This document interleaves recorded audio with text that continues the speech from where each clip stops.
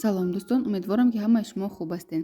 Дар навори имрӯза мехостам ба чанд саволҳое ки тӯли рӯзҳои охир ҷамъ шудаанд, бисёртар оиди хароб шудан, чӣ тавр хароб кардан дар кор, баъди ҳомиладор шудану фарзанд таваллуд кардан, чӣ тавр худро беҳтар, нақстар хароб кунем ва оиди фарбеҳ шудан, чӣ тавр вазн гирифтан дар кор, зарари дорӯҳои харобкунанда ва фарбеҳкунанда, инчунин ба монанди дорӯҳои фат, зорб, гербалайф мехостам ки бо шумо каме суҳбат дошта бошему ва дар бораи ҳамин чизҳо ба шумо маълумот диҳам. оиди хароб шудан, чӣ тавр худро дуруст хароб кардан, мо якчанд видео якчанд вақт пеш гузошта будем. Барои ҳамин ссилкашро дар поён мегузорам, он видеоҳоро низ даромада тамошо кунед. Дар он ҷо низ беҳад маълумотҳои зиёд оварда шудаанд. дар навори имрӯза бошад мухтасар ба шумо мефаҳмонам ки барои хароб кардан, худро безарар хароб кардан фақат ду роҳ вуҷуд дорад. ин дефитсит калорий, яъне шумо камтар хӯрок мехӯранду бисёртар ҳаракат мекунед, ё ин ки калоражи худро ҳисоб мекунед ки дар як рӯз шумо чанд қадар калории хӯрок истифода мебаред ва вобаста ба ҳамон ҳаракати худро зиёд мекунед. роҳи безарар ва кафолатдор хароб шудан танҳо чунин аст. дуюм бошад интервалне голодание ин ба монанди рӯза доштан аст, фақат ки дар мобайни ҳамон акное ки шумо бояд гурусна истед, дар ҳамон ҷо шумо метавонед ки обро истеъмол кунед. дар вақти интервалне голодание бисёр процессҳое ки ҳаст ба организми инсон зарур, ҳамаи ҳамонҳо барқарор мешавад. ҳатто барои интервалне голодание одаме ки интервалне голоданиеро пешниҳод кардагӣ аст, нобелевская премия гирифтагӣ ҳастанд.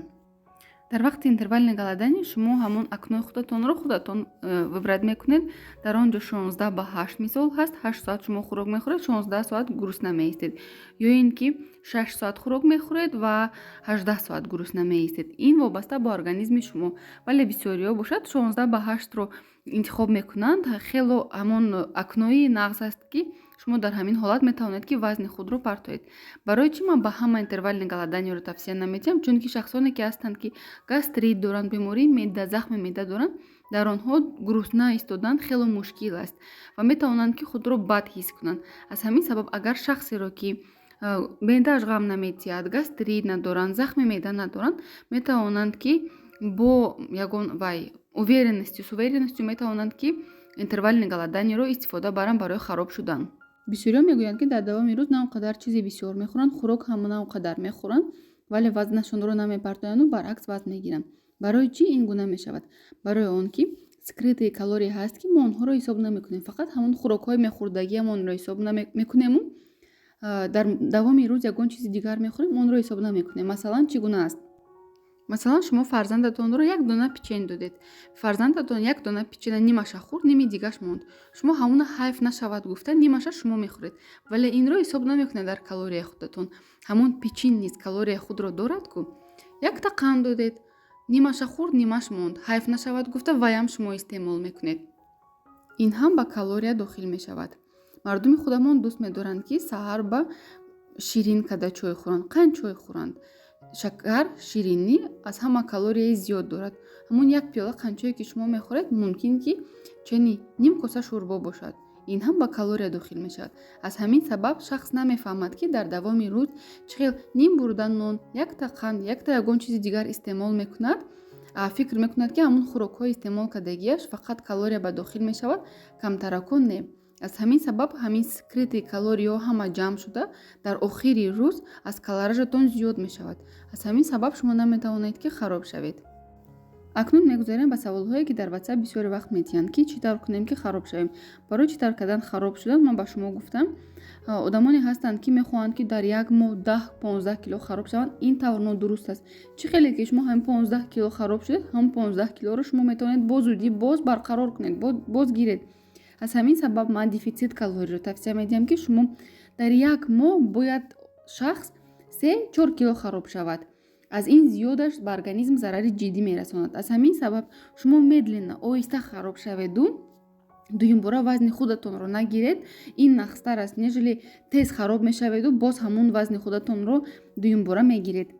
саволи дигар ин баъди ҳомиладорӣ, баъди таваллуд кардан вазн гирифтагӣ ҳастему, наметавонем ки вазни худро партоем, яъне хароб шавем. барои ин ман видео тайёр кардагӣ ҳастам, ссилкашро дар поён мемонам, тамошо кунед. дар ин ҷо бошад мухтасар ба шумо мегӯям ки баъди таваллуд кардан шумо гормонатон барқарор шудагӣ нест, шир метиҳед, гормонҳои ширие ки ҳастанд баланд ҳастанд, онҳо намегузоранд ки шумо хароб шавед. барои ҳамин баъди таваллуд кардан шумо бояд ташхисҳои гормонҳо, анализи гормонҳо супоред, ташхисҳои заруриро гузаред, ҳамаи ҳамин чизҳоро барқарор карда, гормонҳои худро барқарор карда, баъд метавонед ки нақстар хароб шавед. саволи сеюм, оиди Фатзорб, Гербалайф, ин чизҳо беҳад бисёр мегӯянд дар WhatsApp. барои ин чӣ гуфтаниям? Фатзорб, Гербалайф, ман хечзода бовар намекунам, ин фикри шахсии ман аст. барои чӣ ин чизҳо истифода бурданаш зарар дорад? Барое ки вақте ки шумо онҳоро истеъмол мекунед, шумо ягон ҳаракати зиёдӣ намекунед, ягон чизи зиёдӣ намекунед, машқ намекунед ки хароб шавед. Дору аз ба ҷои шумо, аз ба ҷои организми шуморо хароб мекунад. баъде ки дар як моҳ шумо метавонед то 10 кило хароб шавед, ки ин ба организми шумо зарари ҷиддӣ мерасонад. баъд ҷоне ки шумо доруҳоро истеъмолашонро бас мекунед, шумо вазни худатонро зиёд мегиред. барои чӣ? Вазн аз нав барқарор мешавад, барои он ки организми шумо дар ин вақт хоб буд. аз тани шумо, аз ҷои организми шумо доруҳо кор карданд.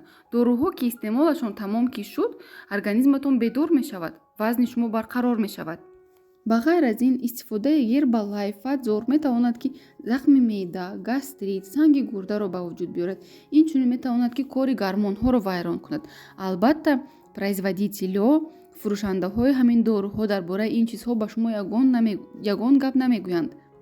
вале дар асл бошад, таҷрибаҳо нишон медиҳанд ки истифодаи ҳамин доруҳо метавонад ки ба организми инсон зарари хело ҷиддӣ расонанд. Гербалайф, Фатзорб ва дигар доруҳое ки барои хароб кардан истифода мебаранд бисёриҳо, инҳо дору нестанд, инҳо биологически активная добавка. Инҳо ягон хел тадқиқотҳои ҷиддиро намегузаранд, ягон хел проверкаҳои ҷиддиро намегузаранд. аз ҳамин сабаб барои дар ин чизҳо боварӣ кардан ҳам зарур нест. агар хоҳед ки организми солим дошта бошед, барои ин тарзи ҳаёти солим пеш баред, барои худ бо варзиш машғул шавед ва бо роҳи нағз, бо роҳи дуруст худатонро хароб кунед тавассути корҳои ҷисмонӣ, тавассути машқҳои ҷисмонӣ, тавассути правилное питание. саволи дигар чунин буд ки баръакс чӣ тавр кунем ки фарбеҳ шавем, яъне вазн зиёд кунем. барои ин шумо аввал бояд ташхисҳои ҷиддиро гузаред. барои он ки одамоне ки вазн намегиранд, хӯрок мехӯранду фарбеҳ намешаванд, бояд ки ғадуди сипаршакл, яъне щитовидная железашонро санҷанд. чунки ғадуди сипаршакл, щитовидная железа гормон ҷудо мекунад.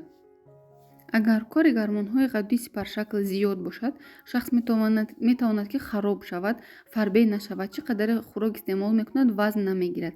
ҳатто агар ғадуди сипаршакл зиёд гормон ҳосил кунад, метавонад ки ба безуриётӣ, яъне бесплодие оварда расонад. доруҳои фарбеҳкунанда бошад, ҳамаашон дар таркибашон гормон дорад. ҳарчӣ хеле ки худатон медонед, ҳама доруҳое ки дар таркибашон гормон дорад, онҳо шуморо фарбеҳи мисли пуфак фарбеҳ мекунанд, фарбеҳе ки мышечный масса шумо намегиред. аз ин рӯ барои фарбеҳ шудан шумо бояд ба эндокринолог муроҷиат кунед, гормонҳои худро санҷед, кори гормонҳоро бинед. баъд агар ягон хел проблема бошад, онро табобат кунед, вазни худатонро барқарор мекунед. дӯстони азиз, ба фикрам ки ба ҳама саволҳое ки оиби фарбеҳ шудан ва хароб шудан буд ҷавоб додам. агар навори имрӯза ба шумо писанд омада бошад, дар комментариҳо фикрҳои худро баён созед. навори имрӯзаи моро ҳарчи бештар барои пешравии канали мо ба дӯстонатон равон созед, то ки онҳо низ аз маълумотҳои муфид бохабар шаванд. саломат бошед.